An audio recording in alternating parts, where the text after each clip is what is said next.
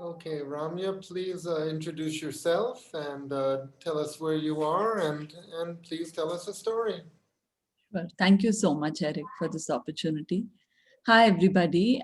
Good evening, good morning. I'm Ramya from Bangalore, India, and I'm delighted to be here with all of you to share a story.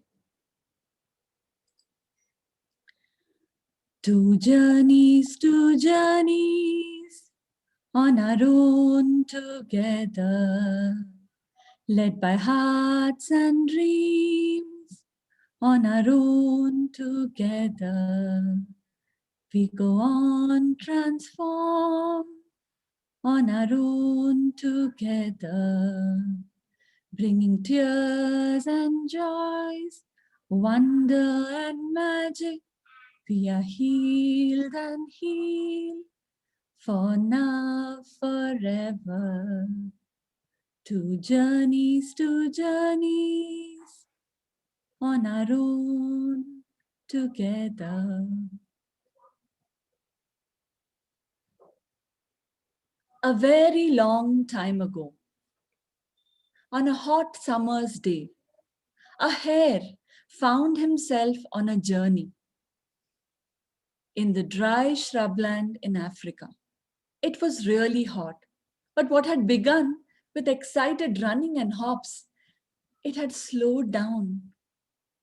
He was hungry and thirsty, and as the sun moved up above his head, his hunger and thirst almost died, and the only thing he was looking for was a place of comfort, shade, and respite. And as if he wished it with all his heart, there in the distance, he saw an old baobab tree with sunlight glistening on its crown.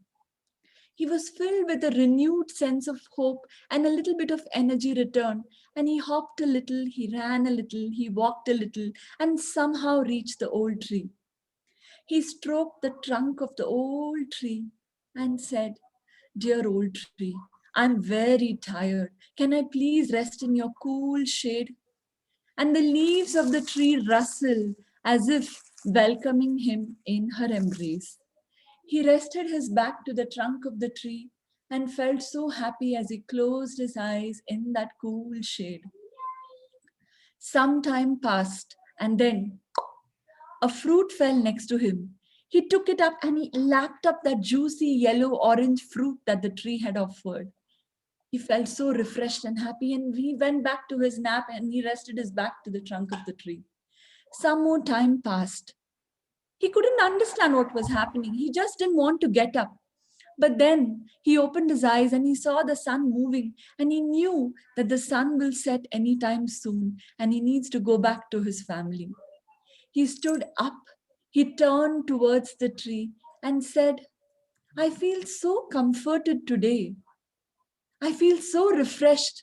Thank you so much for even listening to things I did not say, dear mother." And he gave the tree a nice hug and he stood there for a moment. And the leaves rustled once more. And this time she spoke. "Son, thank you so much for your affection. Would you like to enter my secret heart?" His ears popped up. He couldn't believe what he heard. "That would be my honor, mother," he said. And in a minute, the trunk of the tree split into two, as if they were huge, majestic doors, and a secret path emerged with golden light illuminating it. And very slowly, so as to not hurt the old tree, the hare started walking on that path and noticed that moist, green, lush grass, noticed flowers of every color, red, yellow, blue, and noticed a carpet of gems, rubies, jades, sapphires, diamonds. He could hear a stream of water flowing, and he could also listen to that rhythmic beating of the old tree's heart. He soaked it all in. He couldn't believe where he was. And then as he decided to turn and come towards the outside, the tree spoke again. "I would be really happy if you took something from my heart for yourself to remember me. I don't need to take anything, mother. I'm never going to forget you. Please, I insist, she said. And he picked one small golden ring and he placed it on his tail and very happily but very slowly came out of the old tree's heart and the trunk shut. Thank you so much. Goodbye. So long. I'll see you soon, he said. And he started hopping along towards his home, eager to meet his family to tell them all about what had happened. But a hyena was waiting on his path. What is that golden ring on your tail? Tell me, where did you find it right now? Oh, I don't think he's ready to know about this secret. What if something happens to the old tree? He thought. He tried not to tell the hyena, but he was forced to reveal the secret. And he told all about the tree and the heart and where he found this golden ring. Ha ha! The hyena laughed and went his way, spared the hare. The hare spent a few moments in quiet prayer, hoping no harm should come on that old tree, my mother tree, and then walked away. The next morning, the hyena reached the old baobab tree and rested his back on the trunk of the tree. And just like before, a fruit fell, and the hyena also ate it up with a lot of delight. A few moments passed, and the hyena said, Old tree, can I please enter your secret heart? Surprised to hear that from the hyena, but not suspicious, the old tree opened up the heart. The trunk split into two. That path emerged, and the light fell onto that illuminated path. And the hyena started walking here and there, digging, searching. The hyena couldn't see that lush green grass, couldn't hear that stream of water, couldn't see that carpet of gels, but searching and digging and pulling. Please, please, stop, don't do that, please, please, she said. But he couldn't hear anything. He couldn't see, he couldn't listen, but he was searching. And then, I can't hold my heart any longer, cried the tree. And the heart closed with the hyena inside. Many days passed, months passed, years passed, and then one summer's day, a young hare found himself on a journey in the dry shrubland and started walking towards that old baobab tree and stroked his hand on the trunk of the tree. Oh, son, you've returned, said the tree. It's so nice to see you. I think you mistake me for father, said the young hare. I've heard so many stories about you. Since the day he met you, he's been telling us every day. And I was waiting for this day when I could come and meet you and be with you. And the young hare rested his back to the trunk of the tree, happy. And this time a few fruits fell, and he ate them all up with juice trickling his young mouth.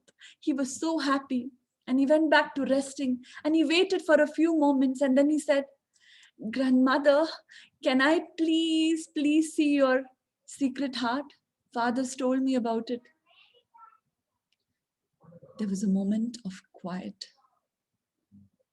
It was as if the old tree had forgotten to open her heart. But with this young hare's presence, there was something rekindled in her. And slowly but surely, the trunk of the tree started splitting into two, and a secret path emerged. And the young hare, just like his father, started walking slowly into it. And noticed that lush green moist grass, noticed those flowers, noticed that rhythmic beating of the heart and the stream of water, noticed it all and was so happy. It was as if a dream had come true for him. And there in the distance, in a small dark corner, he noticed a form and he walked very slowly And he brought that form outside into the light. And as the hyena's eyes adjusted to the light again, please, please, hare, I'm so sorry. I'm so sorry, old tree. Please forgive me, said the old hyena.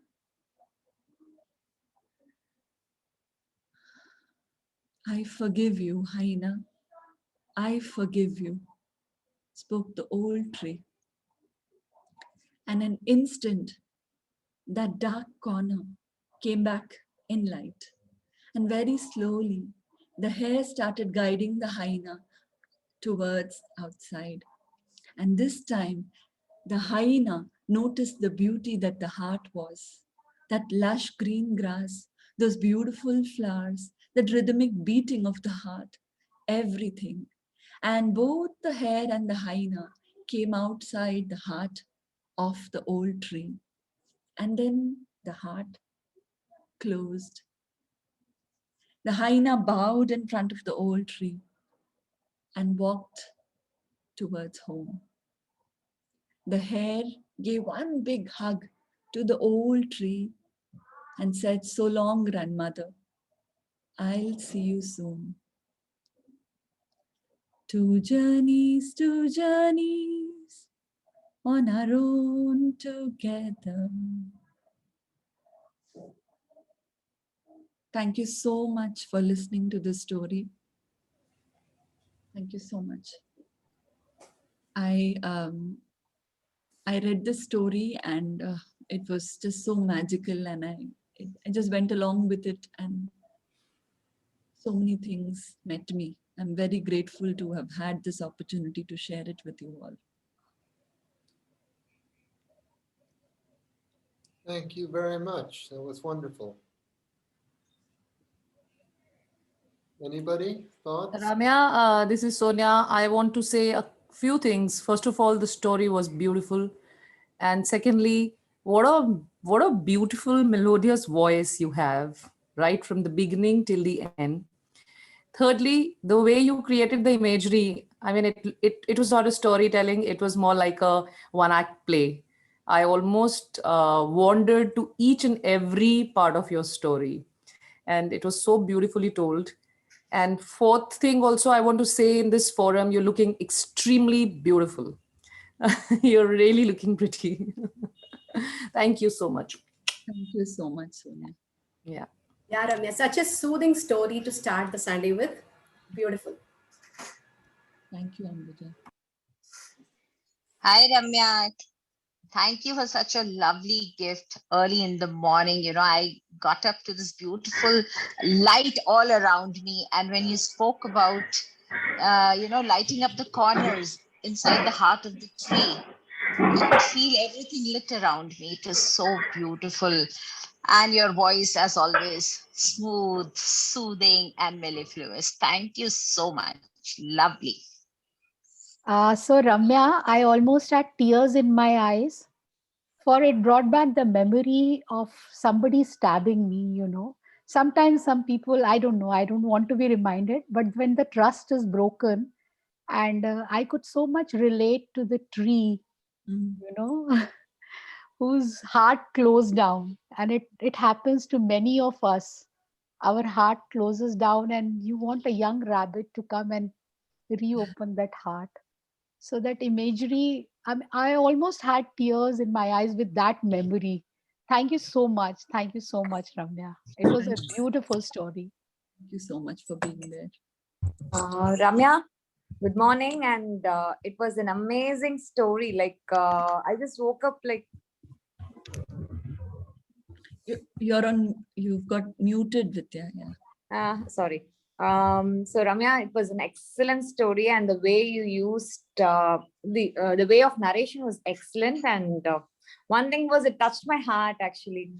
It actually, I can relate myself so much to the story, and it brought in some. It just provoked something inside actually. So it's an amazing story, beautifully done.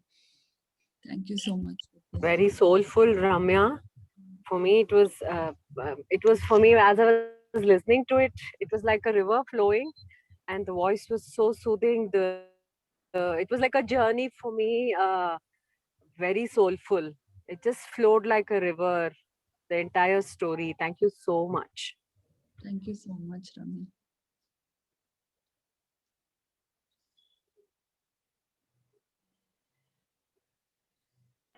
And Ramya, hi, Shri here. I'm so looking forward to which story you will tell. And the story is so beautiful. Your narration, as always, is wonderful. But above all, is your song today. The two journeys that will linger on through the day and for some time to come. What a beautiful voice. God bless you. Thank you so much, everybody. Could you tell us the source of the story? Yes, sure. So I found this. I found a version of the folktale by a storyteller named Alan Davies, and yeah, and it's also, in fact, published as a children's book, and yeah, so I had that book also. Yeah, but of course, the story just changed as I went along with it. But this is the folktale that I found online. Thank you so much. And what's the name of the book, please? The Heart of the Tree. Thank you. Yeah. I'll just put it, I'll put the source on. Yeah, thank you.